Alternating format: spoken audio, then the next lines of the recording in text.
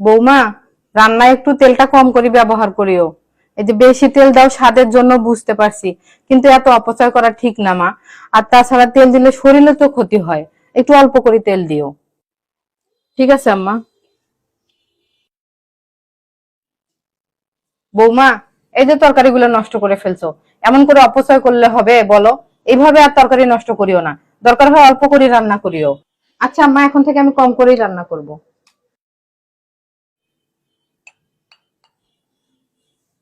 এই নাও বৌমা চা। আপনি কেন চা আনতে গেলেন মা? আমি তো বানাই নিয়ে আসতাম। সমস্যা নেই। আচ্ছা বৌমা, একটা কথা বলো তো। আমি যে এই যে তোমাকে এই কথা বলি, এটা ওটা বলি, তুমি কি মন খারাপ করো? হ্যাঁ আম্মা, মাঝে মাঝে তো খারাপ লাগেই। আপনি সব সময় এটা এভাবে করো না ওভাবে করো না বলতেই থাকেন। আপনার যদি এতই সমস্যা হয় তাহলে বলে দেন, আমরা আলাদা হয়ে যাই। আসলে বৌমা, সংসারটা আমি খুব কষ্ট করে করছি।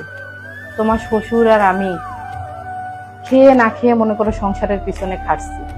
এই যে আমাদের ছেলে মেয়ে দুইটাকে মানুষ করছি, খুব কষ্ট করে কিন্তু ওদেরকে আমরা লেখাপড়া করাইছি। নিজের একটা শখ আহ্লাদ কিচ্ছু পূরণ করি নাই, শুধুমাত্র ছেলে মেয়ের লেখাপড়া করার জন্য। এই যে বাড়িটা দেখতেছো, এই বাড়িটাও কিন্তু আমরা খুব কষ্ট করে করছি বৌমা। আমার সংসারটা আসলে খুব কষ্টের। এই জন্য যখন একটু অপচয় করো তুমি, একটু জিনিস নষ্ট করো, আমার খুব খারাপ লাগে। এই জন্যই তোমাকে একটু আমি এটা ওটা কথা বলি। তুমি কিছু মনে করিও না বৌমা। আসলে আমার খুব কষ্টের সংসার, তো কোনো কিছু নষ্ট হলে আমার খুব কষ্ট লাগে। আমি জানি এটা তোমারও সংসার, কিন্তু ওই যে সংসারের মায়া, কি করব বলো? যতদিন বেঁচে আছি একটু কষ্ট করে সহ্য করে নিও। আর আমি যখন থাকবো না তখন তো সবই তোমার।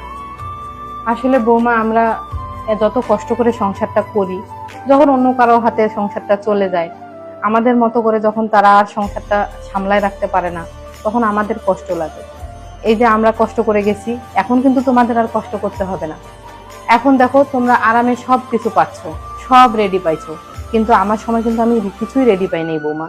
সবকিছু খুব কষ্ট করে করছি আমি। এই জন্য আমার সংসারের প্রতি একটু মায়া। আমার কথায় তুমি কিছু মনে করিও না বৌমা। মনে করো তোমার মাই তোমাকে একটু বকাঝকা করতেছে।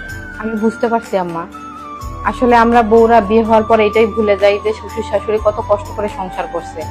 আমরা সবকিছু রেডিমেড পাই, তো তখন আর সেই জিনিসগুলোর মূল্য বুঝি না। আসলে আম্মা, আমরা শাশুড়ির খারাপ দিকগুলো দেখতে পারি, কিন্তু সে আসলে কেন আমাদেরকে শাসন করতেছে, কেন আমাদেরকে বকাঝকা করতেছে, এই বিষয়টা বোঝার চেষ্টা করি না। আমি বুঝতে পারছি আম্মা, আমাকে ক্ষমা করে দিয়েন। আচ্ছা ঠিক আছে, এখন চা খাও, ঠান্ডা হয়ে যাবে।